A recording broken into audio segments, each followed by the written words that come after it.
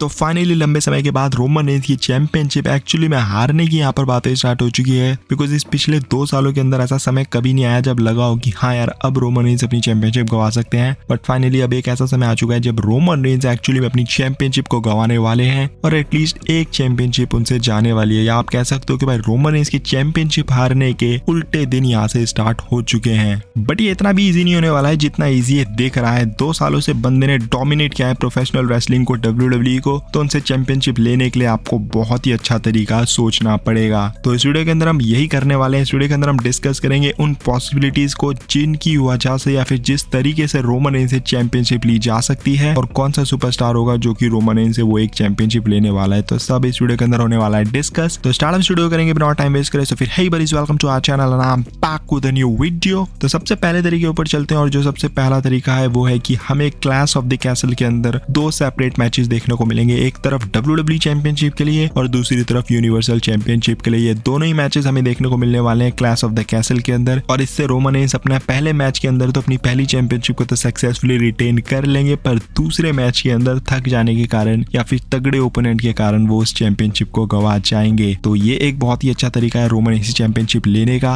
और इससे Roman Reigns कोई खास वीक भी नहीं नजर आने वाले हैं। बहुत सारे तरीके यूज कर सकते हो कि मतलब उस बंदे ने पहले वाले मैच के अंदर भी आके अटैक कर दिया, तो बहुत कुछ कर सकती है यहाँ पर WWE। और फिर दूसरे मैच के अंदर जब रोमन रेंस कंपीट करेंगे तो वो ऑलरेडी अंडरडॉग लगेंगे या फिर ऑलरेडी थके हुए या फिर बहुत ज्यादा पिटे हुए लगेंगे, जिसकी वजह से वो अपनी उस चैंपियनशिप को गंवा जाएंगे। अब इससे रोमन रेंस बहुत ज्यादा वीक भी नहीं नजर आएंगे और आपको रॉ ब्रांड के लिए चैंपियनशिप भी मिल जाएगी। चलते हैं दूसरी पॉसिबिलिटी की तरफ। और जो दूसरी पॉसिबिलिटी है वो है कि ट्रिपल थ्रेड मैच होने वाला है क्लैश ऑफ द कैसल के अंदर। Drew McIntyre, Roman Reigns and of course Karrion Kross. इस मैच के अंदर कारियन क्रॉस ड्रू मैकइंटायर को पिन करने वाले हैं या फिर ड्रू मैकइंटायर कारियन क्रॉस को पिन करने वाले हैं, जिसकी वजह से रोमन रेंस अपनी एक चैंपियनशिप यहाँ पर गंवा जाएंगे। पर सवाल ये है कि अगर आपको ये ट्रिपल थ्रेड मैच बनाना है तो फिर तो भाई दोनों ही चैंपियनशिप ऑन द लाइन रखनी पड़ेगी। पर यहाँ पर बात हो रही है एक चैंपियनशिप हारने की, क्योंकि यहाँ पर कहीं से भी रोमन रेंस अपनी दोनों ही चैंपियनशिप तो नहीं हारने वाले हैं। तो इस ट्रिपल थ्रेड मैच के अंदर एक ही चैंपियनशिप ऑन द लाइन होनी चाहिए, तभी ये चीज पॉसिबल हो पाएगी। पर यहाँ पर WWE इस चीज को कैसे करेगी ये WWE को फिगर आउट करना होगा। कोई तरीका ऐसा सोचना पड़ेगा जिसकी वजह से इस ट्रिपल थ्रेड मैच के अंदर एक ही चैंपियनशिप ऑन द लाइन होगी, जिसकी वजह से ये जो सिनेरियो है ये सच हो पाएगा। अब ये सोचना बहुत ज्यादा डिफिकल्ट है कि कैसे WWE लॉजिकली एक ही चैंपियनशिप ऑन द लाइन रखने वाली है। बट हाँ, अगर WWE ने कुछ फिगर आउट कर लिया, कोई तरीका फिगर आउट कर लिया एक ही चैंपियनशिप ऑन द लाइन रखने का इस ट्रिपल थ्रेड मैच के अंदर, तो आई गेस ये बेस्ट तरीका होने वाला है रोमन रेंस से चैंपियनशिप लेने का। चलते हैं हमारी अगली पॉसिबिलिटी तरफ। और जो अगली पॉसिबिलिटी है वो है थ्योरी का cash in. Of course theory के पास जब तक ब्रीफ केस रहेगा ये पॉसिबिलिटी हमेशा रहेगी कि थ्योरी आकर अपना ब्रीफ केस कैश इन कर पाएंगे। पर क्या वो तरीका होगा? अब आपको बताया कि रोमन रेंस के अगेंस्ट 2 सुपरस्टार्स आने वाले हैं क्लैश ऑफ द कैसल के अंदर। पॉसिबली अगर वहां पर 2 भी मैच आने वाले हैं तो थ्योरी आकर उस मैच के अंदर किसी दूसरे बंदे को पिन कर सकते हैं। सेम जैसे आपने सेथ रॉलिंस के केस में देखा था। सेथ रॉलिंस जब आए थे रेसलमेनिया 31 के अंदर रोमन रेंस और ब्रॉक लेसनर वाले मैच के अंदर, तो उन्होंने ब्रॉक लेसनर जो कि ऑलरेडी चैंपियन थे उनको पिन नहीं करा था, उन्होंने सिर्फ रोमन रेंस को पिन किया और वो चैंपियनशिप लेकर वहां से चले गए, जिससे ब्रॉक लेसनर वीक भी नहीं लगे और उनसे चैंपियनशिप भी ले ली गई थी। तो यहाँ पर भी WWE सेम चीज कर सकती है। थ्योरी आकर कैश इन कर सकते हैं अपना ब्रीफ केस मैच के अंदर और वो फिर रोमन रेंस के ओपोनेंट को पिन कर सकते हैं, जिससे कि वो चैंपियनशिप लेकर चले जाएंगे। तो ये एक बहुत अच्छा तरीका हो सकता है WWE का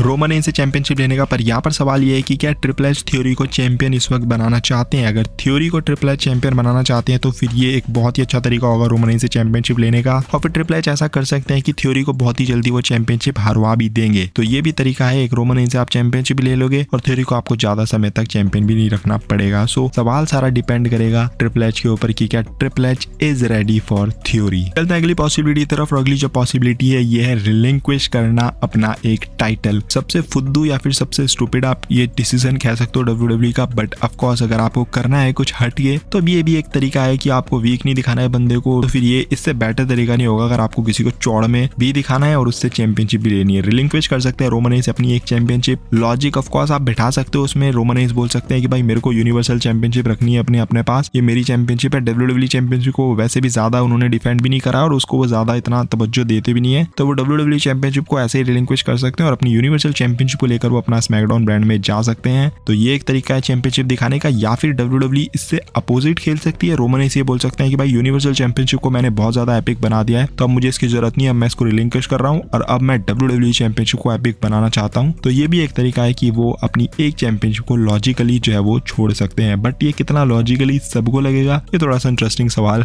होगा। एंड हु नोज भाई, क्या पता एक ट्रिपल थ्रेट मैच चल रहा हो इन तीनों के बीच में, रोमन रेंस भाई उठकर अपनी यूनिवर्सल चैंपियनशिप को लेकर चले जाएं और WWE चैंपियनशिप वहीं पर रह जाए और उस चैंपियनशिप के लिए ड्रू मैकिंटायर और कारियन क्रॉस कम्पीट करें और फिर वहां पर दोनों में से जो जीते वो उस चैंपियनशिप को लेकर वहां से चले जाए। अब हमने सिनेरियोस तो डिस्कस कर लिया, बट यहाँ पर बात करते हैं चैंपियनशिप, कौन सी चैंपियनशिप वो हारने वाले हैं और किसके अगेंस्ट, यानी कि कौन लेने वाला है उनसे वो चैंपियनशिप। तो देखो, अगर आप चैंपियनशिप की बात करो तो मेरे को पर्सनली ऐसा लगता है कि वो WWE चैंपियनशिप को हारेंगे और जो सुपरस्टार उनसे ये चैंपियनशिप ले सकता है उसमें मुझे दो ही सुपरस्टार नजर आ रहे हैं, एक थ्योरी और दूसरे ड्रू मैकिंटायर। कारियन क्रॉस का मुझे लग नहीं रहा है कि वो उनसे चैंपियनशिप लेंगे, but I guess Drew McIntyre के पास अच्छा मौका है, ड्रू मैकिंटायर उनसे ये चैंपियनशिप ले सकते हैं या फिर थ्योरी को WWE दे सकती है ये WWE चैंपियनशिप। तो गाइस ये थे मेरे सिनेरियोज एंड ऑल। आपके माइंड में अगर कोई ऐसा सिनेरियो है जो मैंने इस वीडियो के अंदर मेंशन नहीं किया तो भाई नीचे कमेंट सेक्शन खुला है, कमेंट सेक्शन में आप वो सिनेरियो को बता सकते हो। बाकी वीडियो पसंद आई तो वीडियो को लाइक कर देना, चैनल अभी तक सब्सक्राइब नहीं किया तो नीचे जो आपको सब्सक्राइब बटन दिख रहा है वहां पर जाकर आप क्लेम और किक लगाओ या फिर स्पेयर लगाओ, जो मर्जी लगाओ यार, आपकी मर्जी है, पर चैनल को सब्सक्राइब कर लेना। और नीचे जो सेकंड चैनल की लिंक है वो भी आपको मिल जाएगी, तो सेकंड चैनल को भी आप सब्सक्राइब कर सकते हो। मिलेंगे हम अगली वीडियो के अंदर। Till then love you all and don't stop, just keep fighting.